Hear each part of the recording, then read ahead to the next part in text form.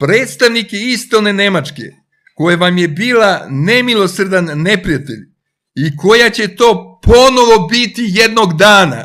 Pazi, Archibald Reist.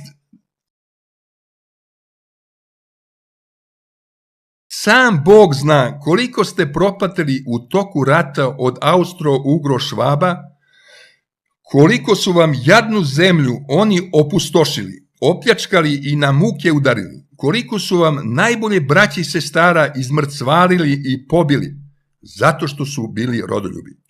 A danas te iste Švabe, isti oni nekadašnji Austro-Ugari, preplavljuju proizvodima i ljudima, a vi dočekujete raširenih ruku. Pa i sad ovo, predstavnike istone Nemačke, koja vam je bila nemilosrdan neprijatelj i koja će to ponovo biti jednog dana.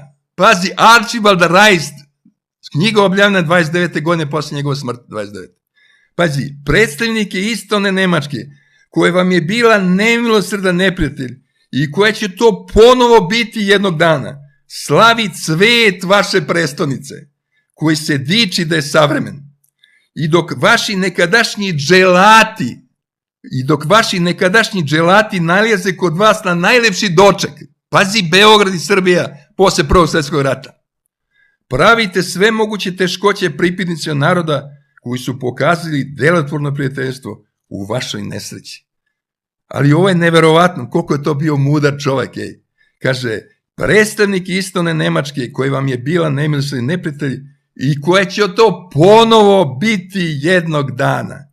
Kaže, to vaše džela, kaže, slavi cela vaša prestonica.